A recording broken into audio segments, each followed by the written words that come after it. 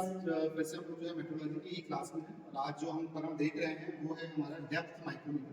ये depth micrometer में आप देख रहे होंगे कि जब मैं इसको घुमाता हूँ तो ये जो डेप्थ गेज है या मैं कह सकता हूँ एक शाफ्ट जैसे निकली हुई है, वो शाफ्ट जो है ऊपर या नीचे होती है। तो जैसे मुझे हाइट या डेप्थ अगर नापनी हो तो मैं इसका यूज कर सकता हूँ। इसका कॉन्सेप्ट वही है।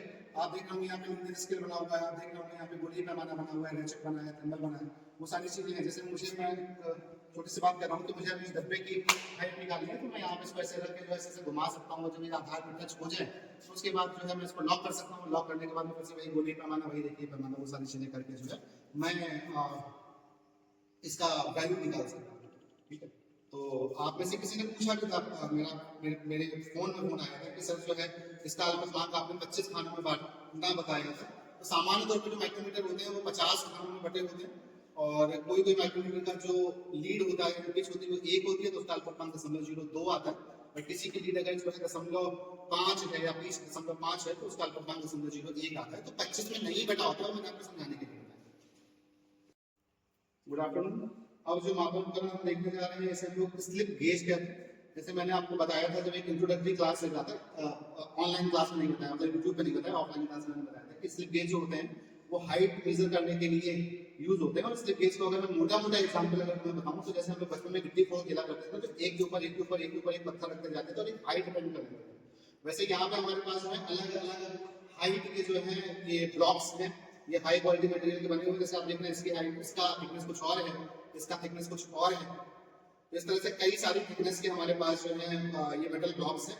इनको हम एक के ऊपर एक रखते जाते हैं और तुलना करके जो है एक बराबर हाइट तक पहुंच जाते हैं। जब बराबर हाइट हो जाती है तो उसके बाद हम क्या करते हैं कि इनकी हाइट कौन किस मोटाई का है उसको जो है एक दूसरे से हम जोड़ देते हैं।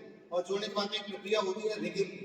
आपको अगर नोट्स भेजे गए होंगे तो नोट्स में मैंने लास्ट में रिगिंग के बारे में लिखा भी हुआ है कि इनको जब जोड़ते हैं वैसे एक के ऊपर एक नहीं रखते हैं, जैसे एयर गैप आ जाता है।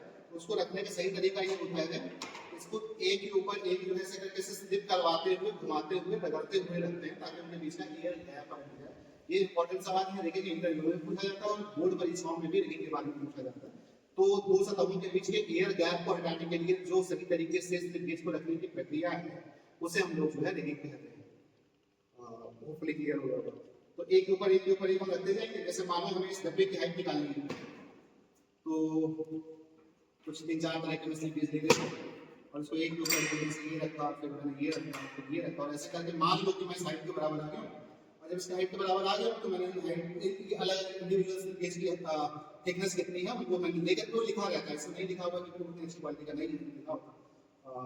उसको जो है मैं फिर एक दूसरे से जोड़ दूंगा और जोड़ने के बाद मैं पहले से इसका जो मोर प्रैक्टिकल एग्जांपल है, जैसे हम लोग जब गिट्टी फोड़ खेलते हैं तो एक के ऊपर एक पत्थर रख के जो है वो कुछ 7 पत्थर 9 पत्थर रख के जो है वो सेटअप बना लेते हैं। तो उस तरह का उसी कॉन्सेप्ट पे आधारित ये उपकरण है। ठीक है, गुड आफ्टरनून। अगला जो मापन उपकरण हम लोग देखने जा रहे हैं वो है वर्नियर हाइट गेज। चूंकि हमने वर्नियर कैलिपर के बारे में आपको नहीं बताया तो इसमें मैं बहुत ज्यादा डिटेल में नहीं जाऊंगा क्योंकि इसका कॉन्सेप्ट समझना ही अपने आप में जो है थोड़ा सा चैलेंजिंग है। तो मैं आपको दिखा दूंगा, आपको कुछ बेसिक बातें उसकी बता दूंगा ताकि आप इसको पहचान सकें। इसको फिर आप यूट्यूब पे, गूगल पे, NPTEL पे या अन्य जगहों पर सर्च करके जब इसके बारे में आपको जो है थोड़ी सी फंडामेंटल नॉलेज हो जाएगी। जो लोग संस्था के क्लास में लोग इसको पढ़ लेंगे तो इसके बारे में और डिटेल में पढ़ेंगे, उसकी रीडिंग कैसे निकालते हैं और क्या करते हैं वो सारी चीजें जानेंगे। तो वर्नियर हाइट गेज जो है वो कुछ इस तरह का दिखता है, कुछ इस तरह का दिखता है। और जैसे अगर मुझे हाइट निकालनी होती है तो ये हमारा लॉकिंग नट है, इसको मैं थोड़ा सा ढीला कर दूंगा, उसके बाद इसको जो है मैं ऊपर नीचे कुछ कर सकता हूँ। जैसे मुझसे अगर कहा जाए इस डिब्बे की हाइट निकालनी है तो मैं इसको यहाँ पर ऐसे रखूंगा और इसको रखने के बाद मैं इसको इससे टच करा दूंगा। इसे टच करने लगेगा तो मैं इसको लॉक कर दूंगा। जैसे मैं देख रहा हूँ लॉकिंग स्क्रू है, माइक्रोमीटर हमारे पास नहीं है, इसमें लॉकिंग स्क्रू है, इसको मैं लॉक कर दूंगा। लॉक करने के बाद क्या होगा, थोड़ा बहुत गिर भी जाता है तो उसमें कुछ चेंजेस नहीं आएंगे, आपकी माप जो है वो सही बनी रहेगी। अब इसके बाद मैं इसको उठा लूंगा और उसकी माप की रीडिंग जो है उसका एक अपना तरीका होता है जानने का, तो उस तरीके का यूज करके जो है इसकी माप की रीडिंग को निकाल लेंगे। जो अभी आपको नहीं आता है तो उसको बहुत डिटेल में नहीं जा रहे हैं। जो लोग इंटरनेट पे देख रहे हैं इस चीज को वो अपना सर्च भी कर सकते हैं अगर वो बहुत ज्यादा जरूरत है और नहीं तो हम लोग इसको जब अपलोड करेंगे तो उसके बाद हम इसके बारे में बात करेंगे। ठीक है, तो ये आप अगेन आफ्टरनून क्लास। इस समय हमारे पास जो है वो उपकरण है स्ट्रेन गेज।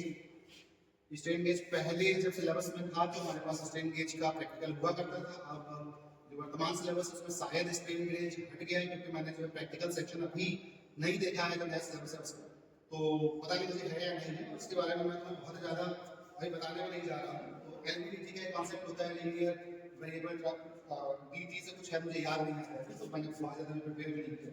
तो ये एलवीडीटी है, इसके बारे में आप लोग इसको देख लीजिए सामने से आकर के, अगर इसकी आप लोग फोटो देख लें और शेयर कर दें तो अन्य लोगों को जो है इसकी सहायता हो सकती है। तो ये जो सेटअप बना हुआ है उसको दिखा दीजिए, और बस इतना ही, जिसको जानना होगा वो जान लेगा। और इसको यूज़ करने के लिए हम लोगों को जो है इलेक्ट्रिक पावर सप्लाई की जरूरत थी, तो वो सब थोड़ा सा कठिन हो जाएगा अभी आपको बताने के लिए, क्योंकि एक ही 2 क्लास लोगों ने मेट्रोलॉजी की है, तो अभी बहुत ज़्यादा डिटेल में हम ले जा रहे हैं। समय अलाउ करेगा और अगर उनकी तरीके से आप लोगों को पढ़ाते रहेंगे तो इसके बारे में हम लोग बात करेंगे।